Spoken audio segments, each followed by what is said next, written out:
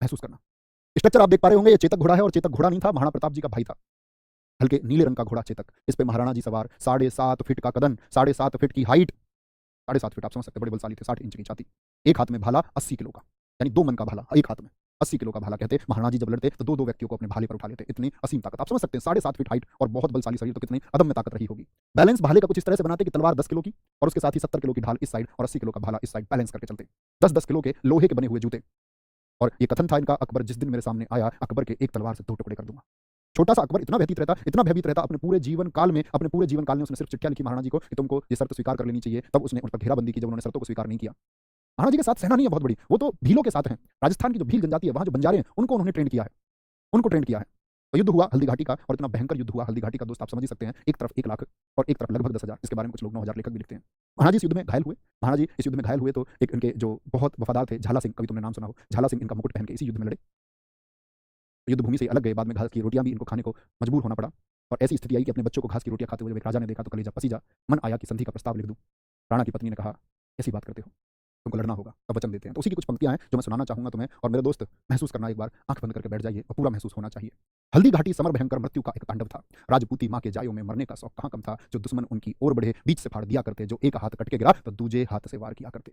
झाला ने देखा प्रताप हैं अपने घिरे हुए, राणा प्रताप जी घिरे हुए हैं, मेवाड़ धरा की आजादी पर प्रश्न चिन्ह से खड़े हुए, रण में पहुंचे, बोले राणा मुकुट मुझे दो, आज है बारी मेरी मातृभूमि पर मर मिटने दो। प्रताप के सिर से उठा मुकुट, बोले राणा तुमको जाना होगा, यानी वो घायल उनको भेज रहे हैं, तुमको भी लड़ना है, ये युद्ध यहीं खत्म नहीं होता। बोले वीर गति नहीं पा सकते, माटी का कर्ज चुकाना होगा। ये वो स्थिति है जिस समय पर चेतक घोड़ा उछल के, चेतक घोड़े के पैर में भी चाबुक बंधे रहते और वो उछल के मानसिंह के हाथी की तरफ जाना चाहता है, लेकिन मानसिंह के हाथी की सूंड के द्वारा क्या होता है कि चेतक का पैर कट जाता है, उसका पैर में घाव हो जाता है। चेतक घोड़ा घायल है, जो उनके मन का साथी है, उनका उनका एकदम मित्र जैसा, भाई जैसा, बोलते हैं कि चेतक समभाई है, तो वो नहीं है उस समय पर।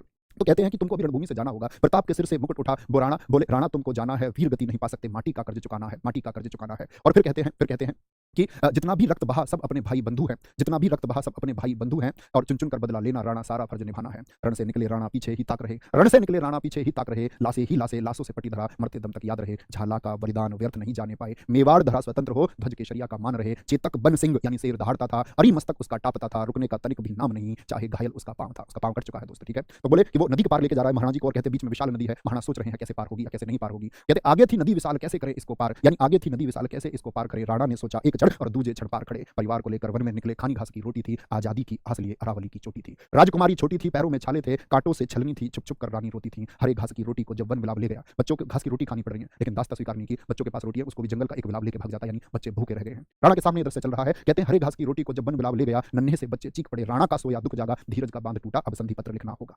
अब लाचार हो गए बच्चे की ऐसी स्थिति देख करके। तो कहते हैं कि संधि लिखने के लिए तैयार है, लेकिन महारानी आती हैं, वह कहती हैं कि मेरे राणा ऐसे ऐसी कायरता की बात कैसे कर सकते हैं, मैं रणचंडी बन के तलवार लेकर मैं लड़ूंगी, अगर आप नहीं लड़ना चाहते तो मैं ये युद्ध लड़ूंगी, और ये दास्ता हम स्वीकार नहीं करेंगे। तो फिर महाराज जी कहते हैं ठीक है, परेशान नहीं होना, मैं तुम्हारी परेशानी के लिए ही सोच रहा था, मेरे साथ ये परिवार की शक्ति, मेरे लोगों की शक्ति है, तो मैं लड़ूंगा। संधि लिखने बैठा, भारी भूल हमारी थी, दिल्ली सावधान, मैं फिर से वापस आऊंगा, मेवाड़ का तिल तिल तिल तिल धरा है मेरी, सारी वापस लाऊंगा। झाला का बलिदान व्यर्थ नहीं जाएगा रानी, राजपूती शीश कटे पर मूछे तनी रहे अभिमानी, पत्थर पे सोऊंगा जब तक है मेरी धरा परतंत्र, खाने को चाहे ना रोटी, पीने को मिले ना पानी। क्या बोले, धरा पे सोऊंगा जब तक है परतंत्र, पीने को चाहे मिले ना पानी, खाने को चाहे मिले ना रोटी, ये बात याद है।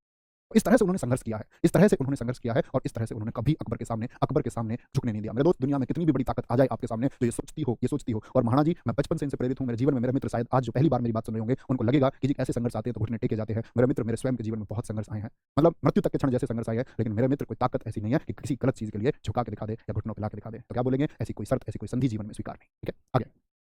आगे आएंगे, क्या बोलेंगे, अकबर की